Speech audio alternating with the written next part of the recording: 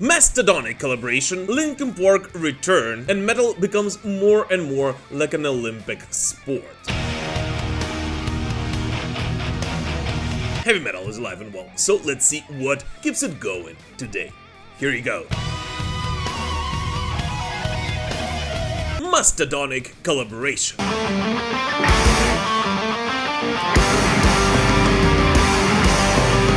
This Thursday, September 5th, Mastodon posted a rather intriguing post on their social media account, saying a flood is coming and most of you will die, with the caption Mastodon and Lamb of God 9.12.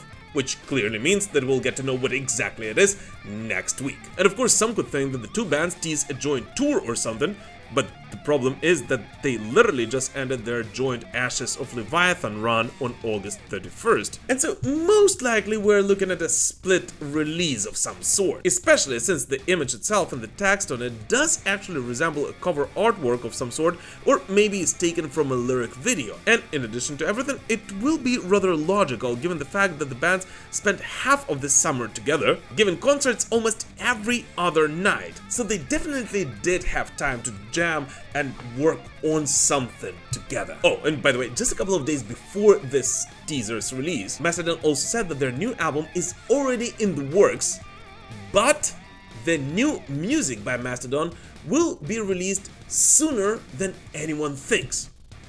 Which, to me, is a perfect teaser for a new single, EP, or a collaboration of some sort. So yeah, I guess too early to get the hopes up for the fans, but it does look like Mastodon and Lamb of God are ready to drop a split release of some sort.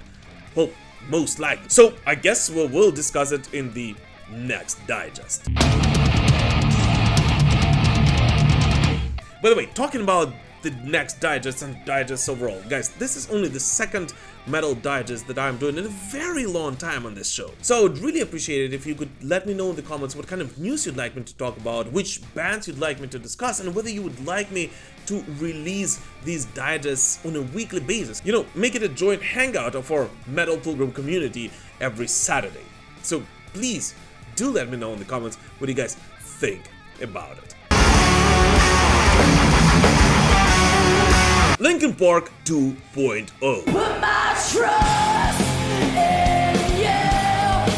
Push as far as I can go. Linkin Park returned with a new vocalist, album, and tour, announcing an absolutely new chapter of the band. This is Emily. And in the role of Chester Bennington this afternoon is each of you. So now it's official. Linkin Park recruited Emily Armstrong of the band Dead Sarah as a co-vocalist to Mike Shinoda, and Colin Britton as the band's new drummer. And they have announced this new incarnation of Linkin Park during an intimate concert, although which was broadcasted live worldwide on the band's YouTube.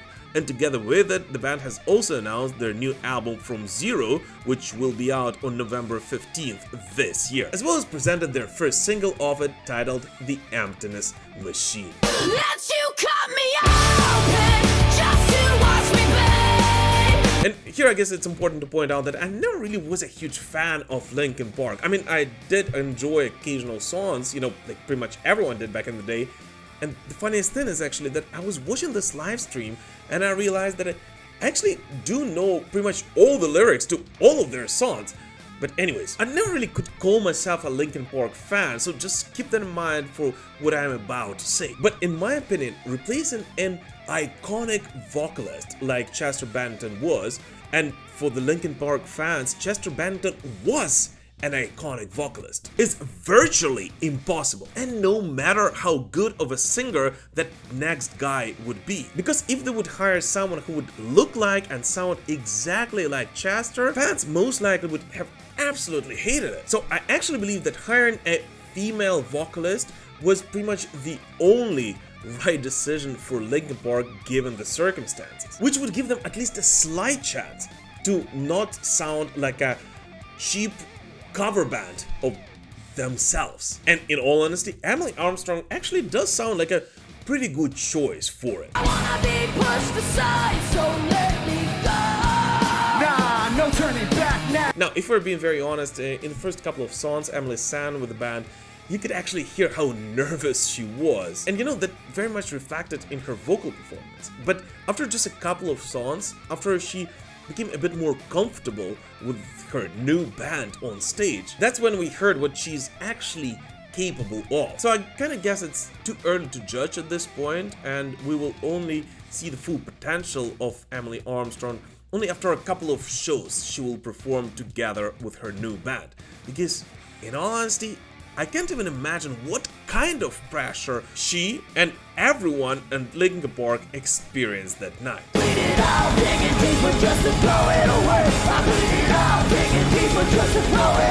But nevertheless, even though, once again, I never really was a huge fan of Linkin Park, I have to point out that I'm really happy for all of the Linkin Park family, because I can't even imagine what it might feel like seeing a new incarnation of your favorite band.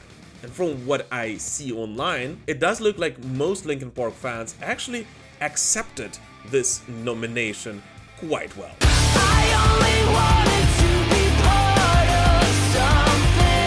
By the way guys, here I just want to point out that only around 30% of the people who watch my videos are actually subscribed to the Metal Pilgrim channel. So if by any chance you still haven't done so yet, and especially if this is not the first video you're watching on the show, I'd really appreciate it if you would consider doing it right now. And unless it's your first time on YouTube, I think you know where to click.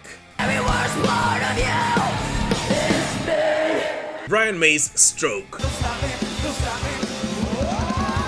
The legendary Queen guitarist Brian May gave quite a scare to all his fans. This week, Brian revealed that he suffered a minor stroke around a week ago, and he actually kept it a secret until he was fully recovered.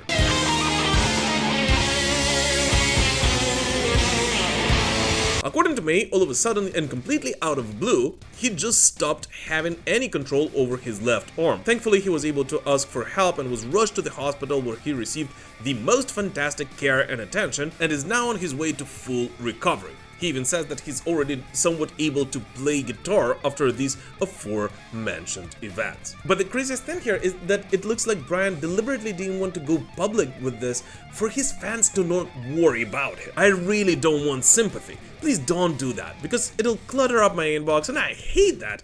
The good news is I'm okay. I'm just doing what I'm told, which is basically nothing. I'm grounded. I'm not allowed to go out, drive, get on a plane. I'm not allowed to raise the heart rate too much. But I'm good, said Brian in his statement. And you know what the craziest thing is? This minor stroke comes just about 4 years after Brian experienced a minor heart attack. And although he was very near death, according to his doctors, he still doesn't like talking much about it and insists that he's absolutely fine and healthy and will continue doing what he loves doing the most: give music to his loyal fans. And I don't know about you, but such people just have all my respect. No, seriously. And of course, from all of us in the rock and metal community, we wish Brian all the best and wish for his speedy recovery and hope to see him up on stage once again very soon. And in this short break, I just want to point out that I never ever hinted anything in my videos, and all the records in the back are being changed in an absolutely random way. But at the same time, I just wanted to ask all the fans of one particular heavy metal band to be rather attentive for the announcements next week. New Gojira. Gojira's monumental performance at the Olympic Games opening ceremony last month helped them simply skyrocket their popularity. I mean, thanks to it, gazillion people around the world who never were exposed to it suddenly discovered not only Gojira, but metal overall. And it would simply be a sin to not use this momentum. So in the latest interview with Chuck Armstrong of Loudwire Nights, Gojira guitarist and vocalist Joseph Duplantier spoke quite a bit about the next Gojira album, a follow-up to Fortitude, which, and I can't believe that, but actually came out all the way back in 2021, with quite a lot happening around the world since then, which Gojira, who love talking about world events, could really use as an inspiration. So here's what Joseph said. It is not a secret, but I've gotta say we're in the middle of it, and until it's completed, it's hard to tell people what it's gonna be.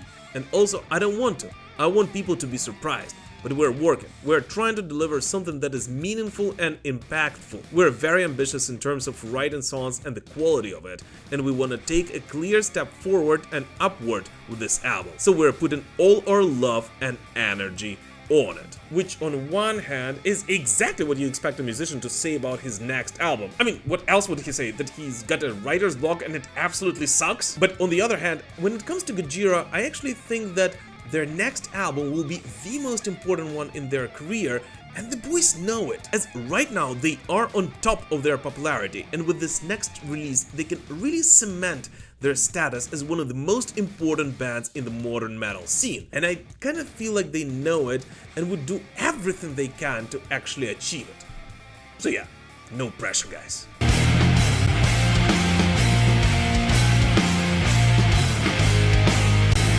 Scorpions in trouble.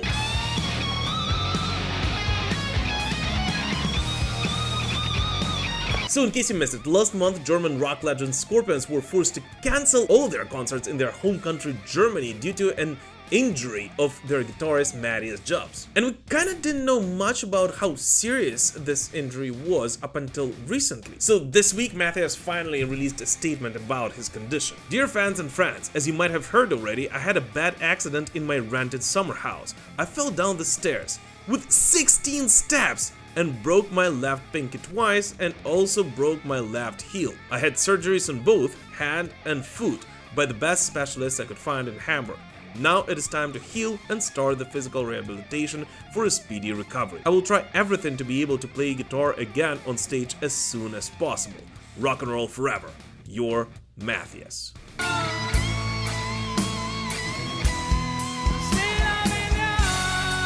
Well, first of all, thank God Matthias is at least somewhat okay, and we all of course wish him a speedy recovery. Because I don't know, falling from such a height at pretty much any age, but at his age especially, could have had much worse consequences. So just thank God that he's okay.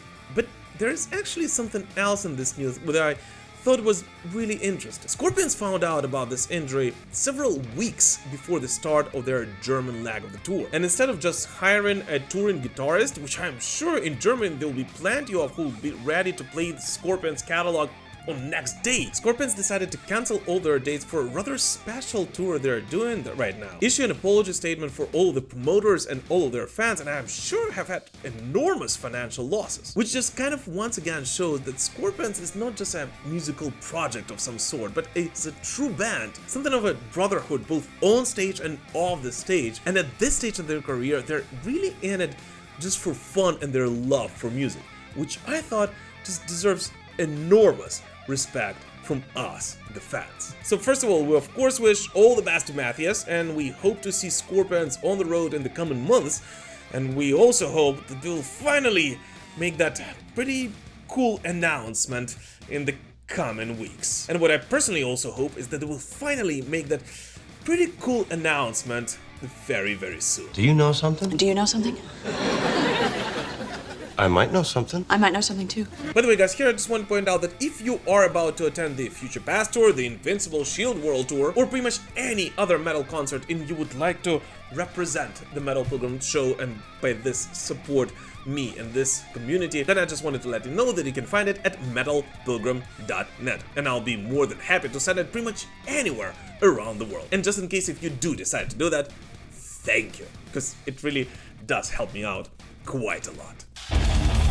And now I guess it would be a good time to discuss the top 5 releases of this week. So let's do it. The legendary Blitzkrieg released their new studio album, and unlike most of their new wave of British heavy metal pals, these guys dropped their self-titled record not as a debut, but more than 40 years after their formation. And yes, Blitzkrieg in my opinion is one of those bands who deserve way more attention than they got back in the day. So if you are a fan of the genre, I highly recommend to listen to the record by one of the founding members of the new wave of British heavy metal.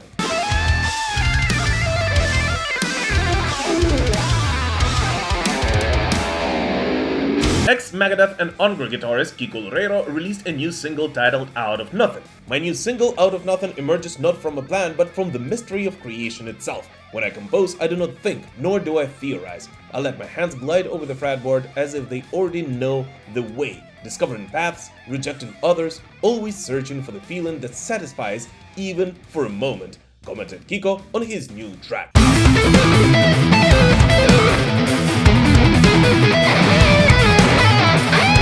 Ex-Nightwish bassist and vocalist Marko Hietala has returned with yet another new single, this time telling the tragic love story of Frankenstein's wife. Overall, this song combines Marko's signature storytelling with this almost gothic atmosphere, and sounds both very modern and yet extremely old school at the same time, with some moments reminiscent of the work by the legendary Alice Cooper, which is always fun. Frankenstein's wife.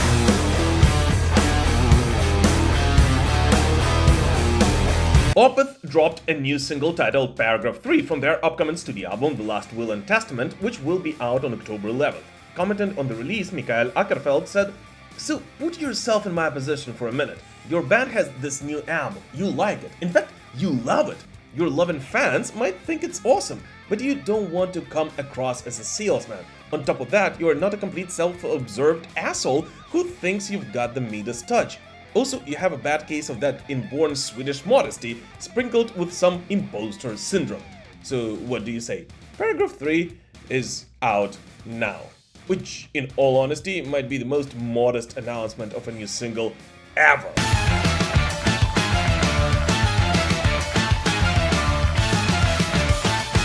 Tribulation, who are ironically about to hit the road together with Opeth this October, are back with their new single Hungry Waters from the band's Sub Rosa in Aeternum album, out November 1st. And on it, Tribulation once again showcases how diverse their goth rock sound can be. And it will be very interesting to see how these two bands will present their newest outputs while being on the road together. We keep on drifting away in oblivion. And by the way guys, if you would like to stay on top of all the new metal releases every week, here I just want to remind you that our new playlist Metal 365 is updated weekly, and it includes not more than 2 songs of one artist, with each song being not older than 1 year old and no more than 50 songs in a playlist at a time, thus creating somewhat of a weekly chart of new metal songs. So if you haven't done so yet, make sure to add it to your streaming platform's libraries via the link in the description to this video.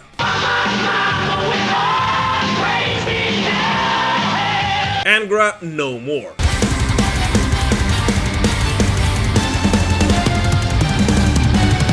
Brazilian power metal legends Angra are about to take a bit of a breather. This week the band announced they'll go on a hiatus after wrapping up their Temple of Shadows 20th anniversary tour. But if you're a fan of Angra, don't start tearing up just yet, as according to the band, this isn't really a farewell, or at least not yet.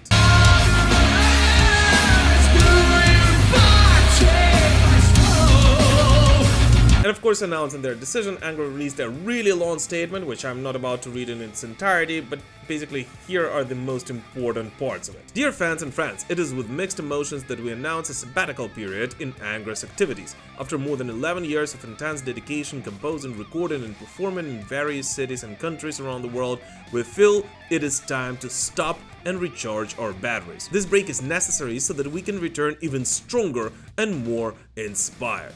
Before we enter the hiatus, we have some special events planned. Soon we will release our acoustic DVD recorded at the Opera de Arame, which we are extremely proud of. In October and November we will embark on a European tour, and between late 2024 and March 2025 we will embark on the Interlude tour, where we will celebrate the 20th anniversary of the album Temple of Shadows and perform the greatest hits of our career.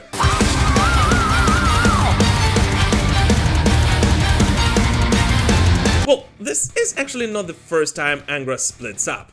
Or, I'm sorry, takes a break. In fact, I just looked it up, and this latest reincarnation of Angra, which started in 2009, is actually the longest running one in the band's career, followed by Andromada's era of the 1990s. So who knows, maybe it really isn't the end of this band just yet, and after recharging their batteries, they will actually return on stage once again. Which, by the way, if they would want to make a big deal out of it, they could do with some of the previous band members in the new lineup.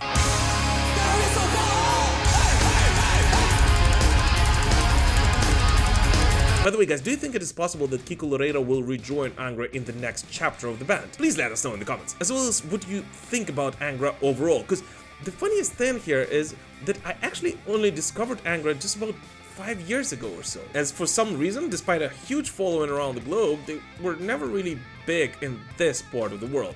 So I'm kinda curious to find out what others think about it.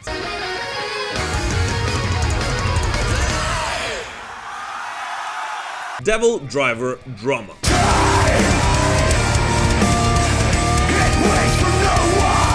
A longtime Devildriver guitarist Mike Spreitzer has announced his departure from the band.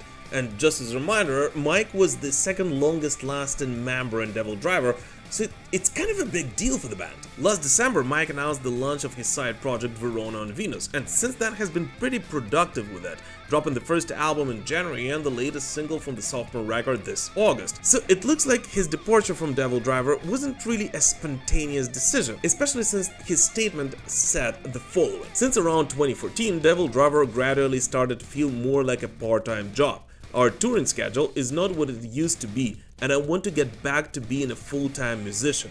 In addition, the mere creation of my side project was met with a heavy amount of negativity from a specific individual that made things extremely uncomfortable for me, which I guess he's talking about Des here. But either way, it does look like there's been a conflict of some sort between them, so the best we can do here is wish good luck to both parties. I remember welcoming Mike on this show when I was just starting the Metal Pilgrim project, and he really seemed like a guy who simply cannot live without touring. So good luck to him on his new endeavors, and let's see what the new chapter of Devildriver will bring to us. These nights can break you. They can even describe. Metal as a competition.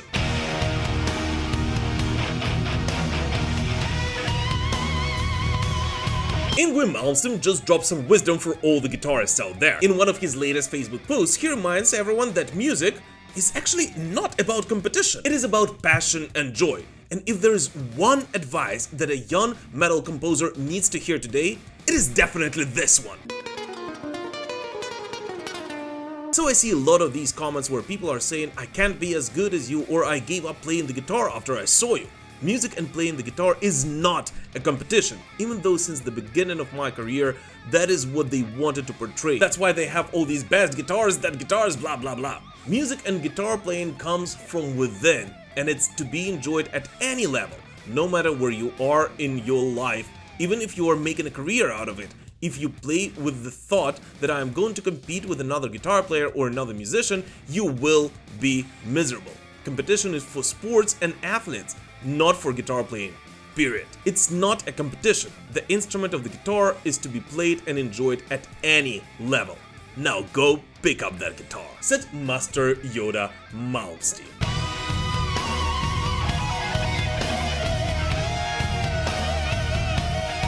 And this is actually something that I've been talking rather passionately about for quite a while now. For some weird reason, there is a notion in the modern metal scene that in order for you to succeed in the industry, you absolutely have to be a more skillful and more technical player than the next band. And this notion has been also slowly creeping into the compositional approach for many modern metal bands. In their attempt to stand out and showcase that they are better than their predecessors, they're trying to throw in everything they've got into their next song, which most of the time makes absolutely no sense. And what is most importantly, leaves their songs with no meaning and soul. And while of course a skill is something that we all care about and we praise when there is something to praise, in reality, a listener can appreciate that skill only when it makes sense, which means that most of the time, and especially after watching some incredible teenage sensations on YouTube, I don't really care if you give me the most notes per second in your next song. Better give me a song which I will remember. And if you can do it with just 4 chords and it will still stand out and get stuck in my head, well, you're a genius.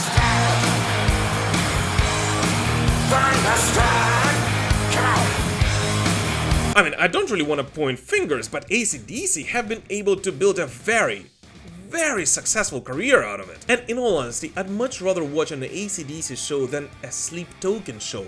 And I've seen a Sleep Token concert. Although their songs compositions, I guess, is technically much more advanced.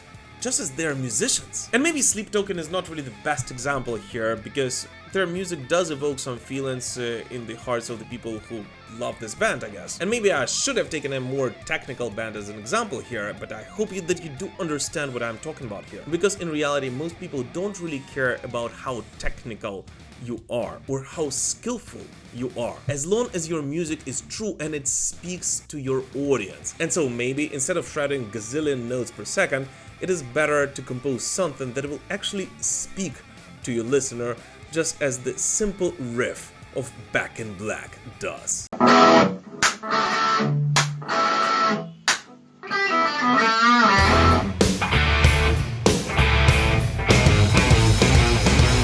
Anyways, what did you listen this week? Please let us know in the comments. As always, thank you so much for watching the short video, guys. Please don't forget to subscribe to the channel if you haven't done that yet. Press that like button, and of course comment about how I can improve these metal digests of ours. And of course, as always, thank you so much for all your support you're showing to me, this show, and Ukraine through this very, very difficult time. God bless you all. Slava Ukraini!